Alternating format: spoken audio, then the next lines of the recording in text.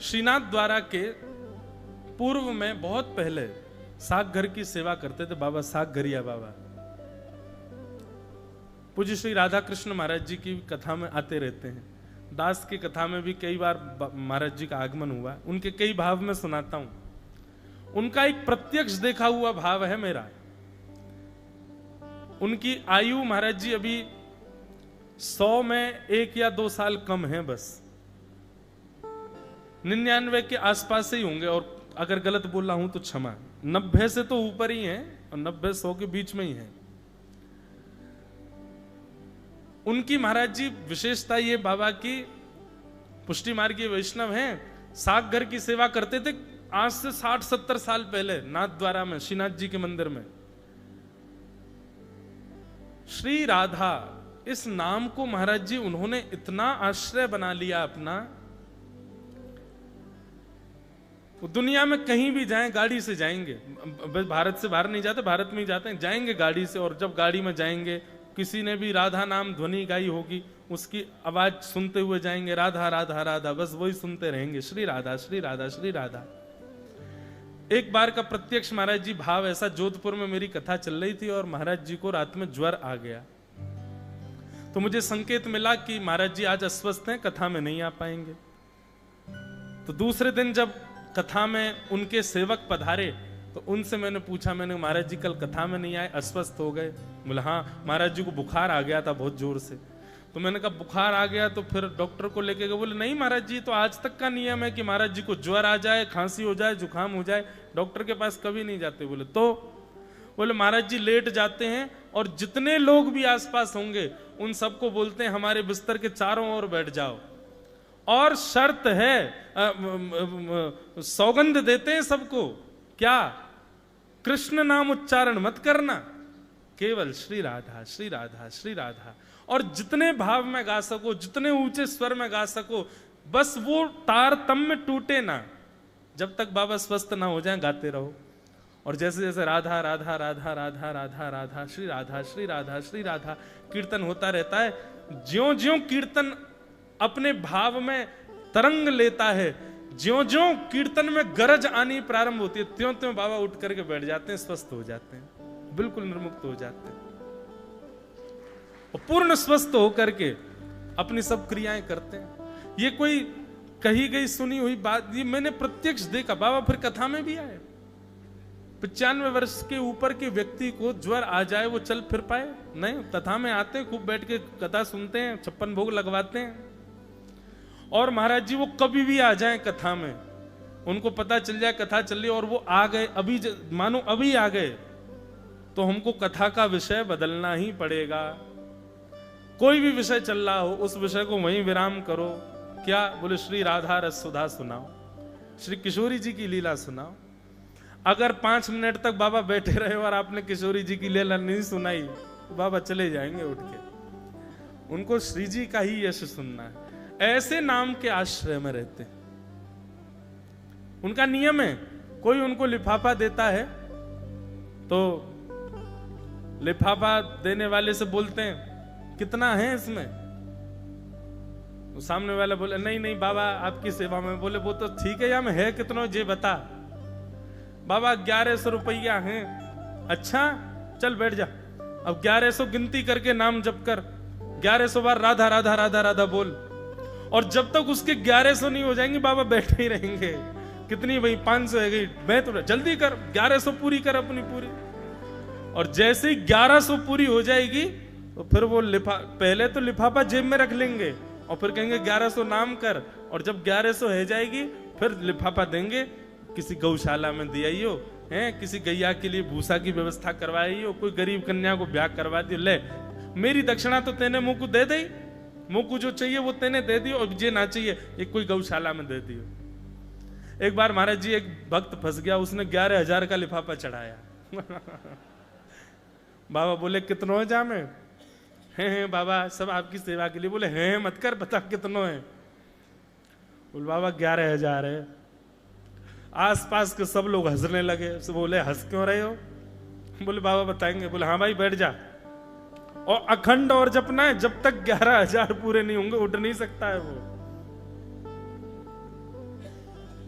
इसलिए एक दो सेवक तो बेचारे पहले तो ही बाहर, कोई तो कह दे कोई 1 लाख 1.5 लाख देवे आ रहा हो तो पहले भाई संभल के जाइयो भीतर। ऐसे नहीं, बड़े सहज सरल प्रत्यक्ष दर्शन किया है दास ने, नाम आश्रित। बंधुओं, नाम उच्चारण कैसे करना चाहिए? केवल श्री राधा श्री राधा श्री राधा श्री राधा बोलने मात्र से काम नहीं बनेगा। जैसे श्री राधा कहो, तप्त कांचन गौरांगी श्री राधे वृंदावनेश्वरी आपके चित्त में तुरंत प्रकट हो जाएं। उनके सुंदर रूप का कोई भाव आपको दिखने लग जाए, किशोरी जी का हस्तकमल का दर्शन होने लग जाए, चरणार बिंदों का दर्शन होने लग जाए। अब मुख से तो बोले श्री राधा राधा राधा राधा, लेकिन केवल उसकी पूर्ति कर रहे हैं कि बस ये पूर्ण हो जाए, और मन में कुछ और भाव चल रहा है, तो ऐसे नाम जप का कोई भाव नहीं।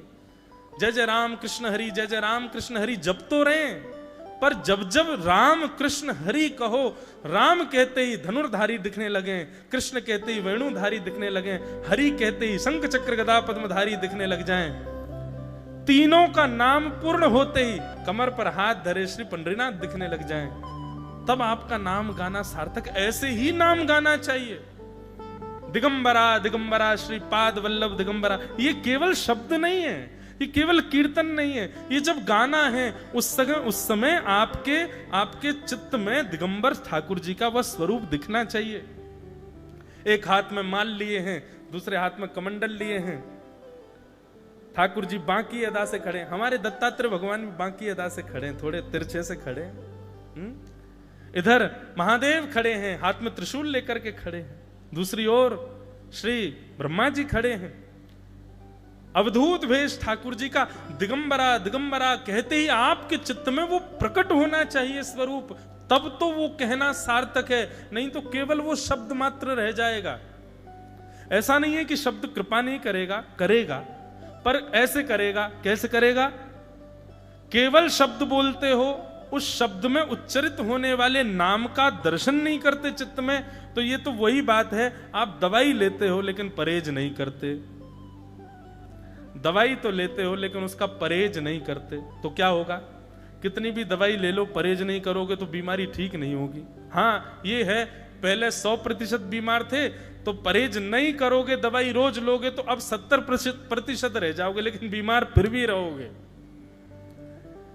नाम उच्चारण कैसे होना चाहिए? नाम कहा जाए, चित्त में तुरंत वो छवि प्रकट हो जाए। जैसे ही माधव कहा जाए, माधव का मतलब क्या है? ठाकुर जी गैया चराने के लिए जाते हैं, और गैया चराते चराते कई बार ठाकुर जी खूब जोर से दौड़ते हैं, सारे ग्वाला पीछे रह जाते हैं। ठाकुर जी की दौड़ थोड़ी तेज है, अब लाला तो निकल के आगे भाग गए हो, बाकी के सबरे पीछे रह गए, तो सबरे बालक हाँफते हाँफते थक गए, थकते भय कह रहे हैं, कान्हा माधव मत दौड़ो मत दौड़ो, अब मत दौड़े लाला, हम पे दौड़ो ना जा रहो, माधव माधव माधव।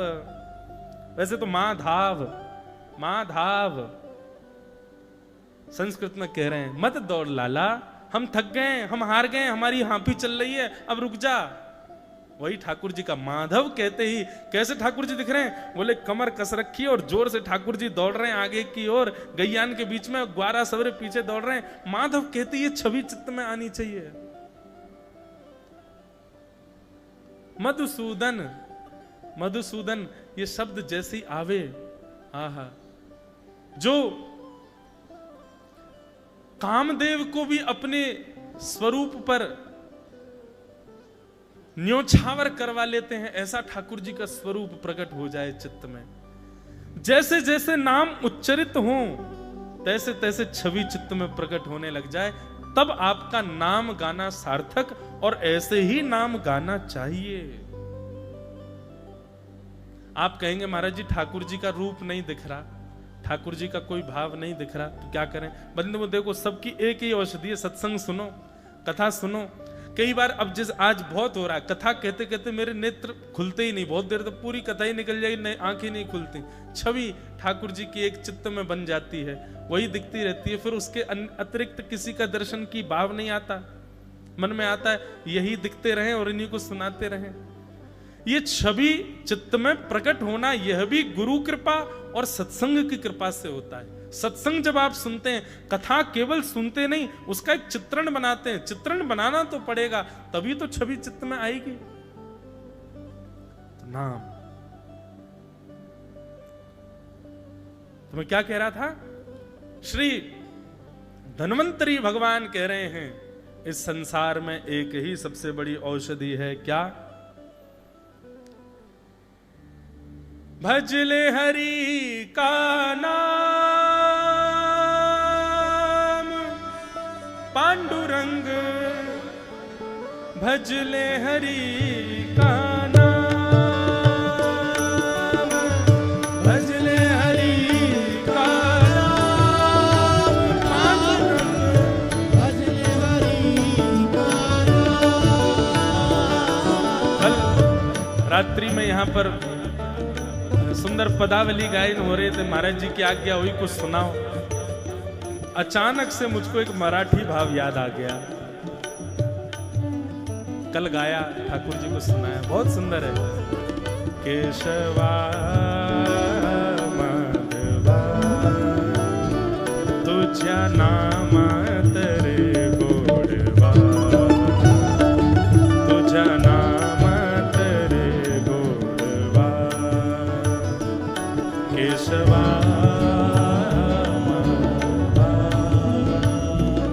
तुझ्या नामात रे गोडवा, तुझ्या नामात रे गोडवा। हे भजले हरि का नाम पांडुरंग, भजले हरि का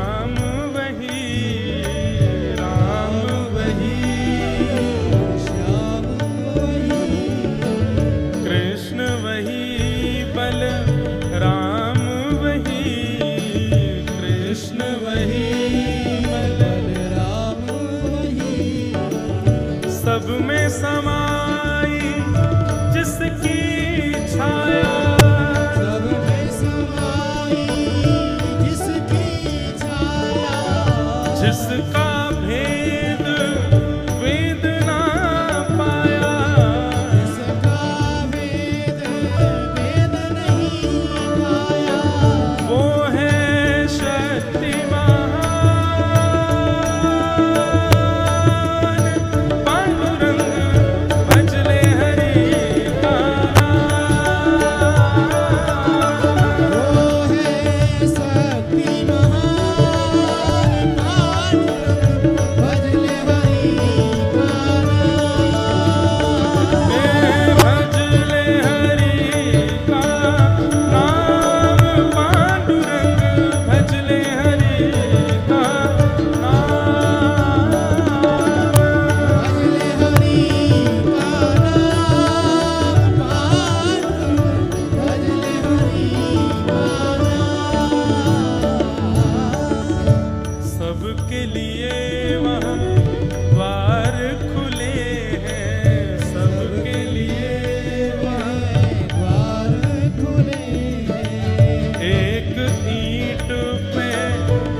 विठ्ठल खड़े हैं, एक ईंट पर विठ्ठल खड़े हैं।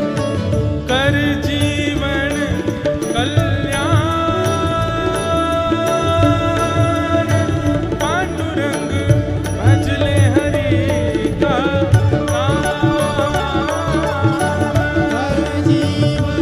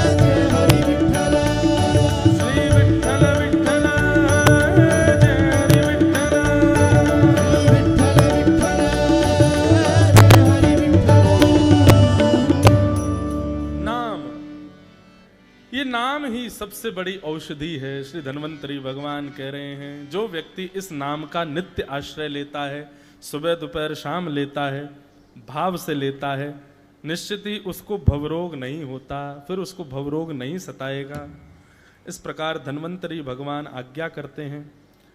तत्पश्चात आगे बंधुओं भागवत की रचना का क्रम बताया कि इदं भागवतं नाम पुराणं ब्रह्म संहितं उत्तम श्लोक चरितं चकार भगवान ऋषि। श्री वेदव्यास भगवान के द्वारा ये भागवत नाम का ग्रंथ निर्माण किया। भागवत 4 शब्द हैं, भक्ति, ज्ञान, वैराग्य और त्याग। इन चारों में से एक लक्षण भी यदि आप में और मुझ में नहीं आया तो हम अभी कथा सुने नहीं है। सबसे पहला भ यानी कि भक्ति। अच्छा, ये लक्षण आएंगे नहीं, इनके लिए आपको कुछ तो देना पड़ेगा। भक्ति सबसे पहला लक्षण। कथा सुनने वाले के चित्त में भक्ति आएगी, और भक्ति के लिए आपको क्या करना पड़ेगा?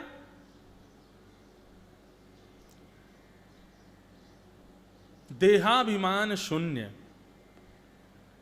देह अभिमानी है तो आप भक्ति नहीं कर पाओगे, आप नियम नहीं कर पाओगे, आप साधना नहीं कर पाओगे।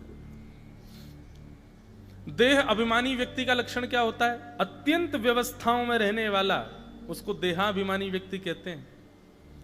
और जिसका देह अभिमान शून्य हो गया, उसको कैसी भी अवस्था व्यवस्था मिल जाए, वो सब में सम रहता है।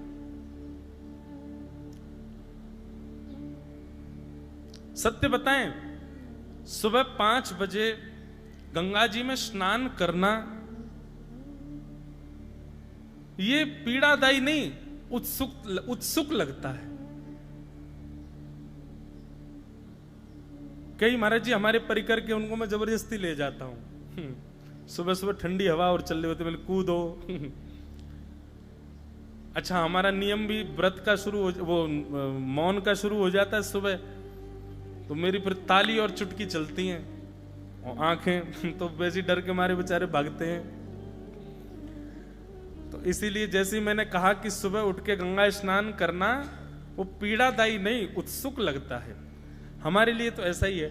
हम रात्रि सोते हैं तो इसी चिंतन, सुबह उठेंगे, सुबह जाएंगे, फिर गंगा जी में स्नान करेंगे। अब गंगा जी में ऐसे स्नान नहीं करते, पहले कक्ष में स्नान करते हैं, कक्ष में स्नान करके सुंदर वस्त्र पहनते हैं, फिर तिलक लगाते हैं, तिलक स्वरूप करके उसके बाद गंगा जी में जाते हैं सुबह सुबह। क्यों? जैसे मंदिर जाते हो शुद्ध होकर के, पवित्र होकर के, स्नान आदि करके, तिलक आदि लगा के, बिल्कुल गंगा जी कोई आपके शरीर के मैल को छुड़ाने के लिए थोड़े ही है, वह भी एक देवालय है, बहता हुआ देवालय है, वहां भी वैसे ही जाना चाहिए जैसे आप दत्त भगवान के सामने जाते हो। पहले स्नान करो। इन लोगों को लगता तो है कि काय को जबरदस्ती पहले यहां नहाएंगे और फिर वहां नहाएंगे, लेकिन भाव है ना, पहले कक्ष में स्नान करो, स्नान करके शुद्ध पवित्र होके जाओ। वो कोई नदी थोड़ी है, कोई जलाशय थोड़ी है, साक्षात गंगा है। श्री गोदावरी जी हैं, उनके तट पर साक्षात त्र्यंबकेश्वर बैठे हैं। गौतम ऋषि ने तपस्या करके उनको पृथ्वी पर प्रकट किया, और हम ऐसे ही असामान्य भाव से उनमें प्रवेश कर जाएं? नहीं, अपराध बनेगा। और अब तक नहीं सुना था तो कैसे भी जा रहे थे चलेगा, अब सुन लिया कथा में, अब भी अगर नहा के नहीं गए तो अपराध जरूर लगेगा। अपराध का भी नियम होता ना महाराज जी, अगर सुना ना हो, करे जा रहे हो तो अपराध नहीं लगता, पर यदि पता चल जाए कि ओहो ये अपराध था और उसके बाद भी किया तो जरूर लगेगा।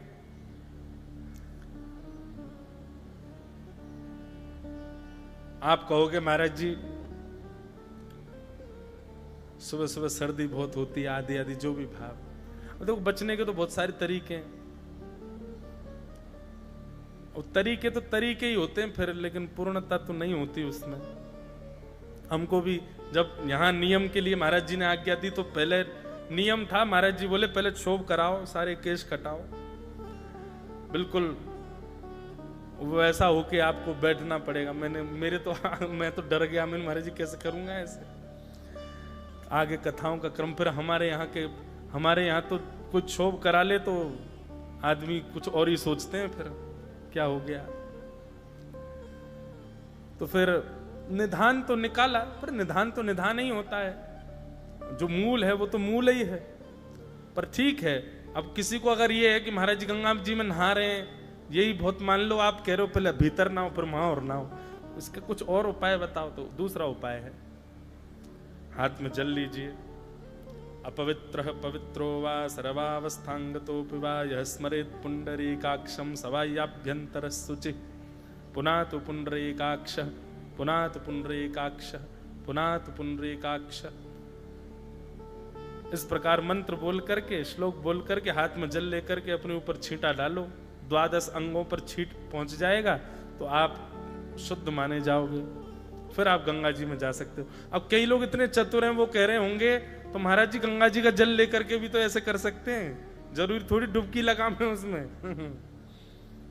एक हमारे साथ महाराज जी पंडित जी, उनको बड़ी सर्दी लगती है, वो पूर्ण बचते हैं कि मुझे ना जाना पड़े। हम सब लोग ऐसे वस्त्र पहनते, वो फिर भी कुर्ता में ही घूमते हैं। अब वो कौन से हैं ये नहीं बताऊंगा, नहीं तो सब उन्हीं को देखोगे। और एक भाव तो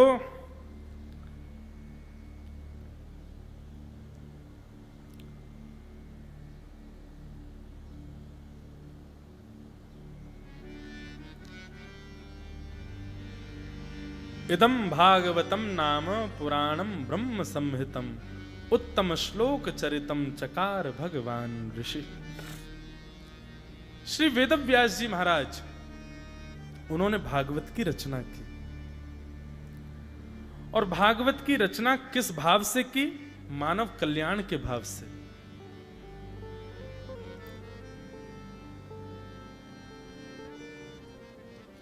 तो भागवत के विषय में हम लोग चर्चा कर रहे थे, भक्ति, ज्ञान, वैराग्य और त्याग। तो सबसे पहला भक्ति। भागवत में आपको भक्ति तो लानी पड़ेगी, और भक्ति के लिए क्या करना पड़ता है? देहाभिमान शून्य, देह के अभिमान से शून्य होना पड़ता है। गर्मी लगना, सर्दी लगना, ताप लगना आदि ठीक है, अतिशय में तो सबको लगता है, पर सामान्य स्थिति में भी उससे विचलित हो जाना, यह देहाभिमानी का लक्षण है। और देहाभिमानी व्यक्ति कभी भक्त नहीं हो सकता। बहुत व्यवस्थाओं में रहने वाला भजन नहीं कर सकता। भजन के लिए तो अव्यवस्थित रहना ही पड़ता है। भक्ति, आप कहोगे महाराज जी देहाभिमान नहीं है हमारे, हम भक्ति तो नहीं कर पाएंगे, कुछ और बताओ। तो फिर दूसरी चीज पे आओ, ज्ञान। ज्ञान अर्जन करो। ज्ञान अर्जन के लिए क्या आवश्यक है? जिज्ञासु। आपको जिज्ञासु होना पड़ेगा। मैंने कल भी, शायद कल या परसों के विषय में कहा था। अच्छा, एक बात बंधुओं मैं निवेदन कर दूं, ये 1 मास की कथा है, कहीं ऐसा मत करना कि अगले दिन की कथा सुनो तो पिछले दिन की भूल जाओ। मैंने पहले दिन ही बताया था, वो फिर आपकी श्रवण भेद में तामसिकता आ जाएगी। इसलिए जो जो विषय सुनते जा रहे हो उनको याद रखना, मैं भी याद रखूं, आप भी याद रखो। तो कल परसों में एक बात कह रहा था कि श्रोता रूपी घट को थोड़ा स्थान रिक्त रखना चाहिए, खाली रखना चाहिए अपने चित्त में, ताकि व्यास रूपी प्याऊ कुछ उड़ेल सके। पहले से ही श्रोता इस भाव से बैठ जाए, मुझे तो बहुत आता है, मैं तो बहुत जानकार हूं, छलकेगा पानी, जाएगा नहीं भीतर। इसलिए जिज्ञासु, जिज्ञासु का मतलब क्या है? 2 प्रकार के होते हैं। एक तो होते हैं वो जानते हुए भी जबरदस्ती पूछते हैं, इनकी परीक्षा लें, इनको पता है कि नहीं। ये गलत है, ये जिज्ञासु का लक्षण नहीं है। जिज्ञासु का लक्षण क्या होता है? हाथ जोड़ेगा, नमस्कार करेगा, बैठेगा और फिर बड़ी सहजता से पूछेगा, मेरा ये जिज्ञासा है नाथ, उत्तर दीजिए। बीच में फिर बोलेगा नहीं, जब तक गुरुदेव बोल रहे हैं उनको श्रवण करेगा, श्रवण करके उनकी कही गई बात का फिर मनन करेगा, चिंतन करेगा। आजकल क्या होता है, बात अच्छी नहीं लगी तो उठ करके फिर हाँ ठीक है, ऐसी बता रहे हैं, कुछ भाव आनंद तो आया नहीं इस बात में। ऐसा नहीं, गुरुदेव ने जो कहा उसका चिंतन करो, निश्चित ही उसमें कुछ गूढ़ रस बैठा है, वो रस हमको सिंचित करना है वहां से। तो ज्ञान कैसे मिलेगा? जिज्ञासु बन करके मिलेगा। और जिज्ञासु का स्वरूप क्या होता है? वो एक प्रश्न करने के बाद उसके उत्तर पर बहुत समय तक चिंतन करता है। ये जिज्ञासु का लक्षण है। तो ज्ञान यदि चाहिए भागवत से, भक्ति चाहिए तो देहाभिमान शून्य बनो, ज्ञान चाहिए तो जिज्ञासु बनो। और तीसरा आया वैराग्य। वैराग्य के लिए क्या चाहिए? वैराग्य के लिए समदृष्टि होना बहुत जरूरी है। समदृष्टि यदि नहीं होगी तो आप वैराग्य नहीं ले पाओगे, वैरागी नहीं बन पाओगे। वैरागी का मतलब सब त्याग देने वाला नहीं होता, क्षमा करें। वैरागी पैंट शर्ट वाला भी हो सकता है, वैरागी बिजनेसमैन भी हो सकता है, वैरागी गृहस्थाश्रमी भी हो सकता है, पर हो कैसा? वैरागी मतलब जो किसी के प्रति राग ना रखे, किसी के प्रति द्वेष ना रखे, सबके प्रति एक समभाव रखे। ऐसी दृष्टि हो जाए तब वैराग्य आएगा। भक्ति, ज्ञान, वैराग्य। और चौथी वस्तु है त्याग। त्याग, किसका त्याग करना है? हरि विमुख कोई भी वस्तु हो उन सब का त्याग करना है। यदि भोज्य वस्तु भी हरि विमुख है, त्याग करो। वस्त्र भी हरि विमुख दिखा रहे हैं आपको, त्याग करो।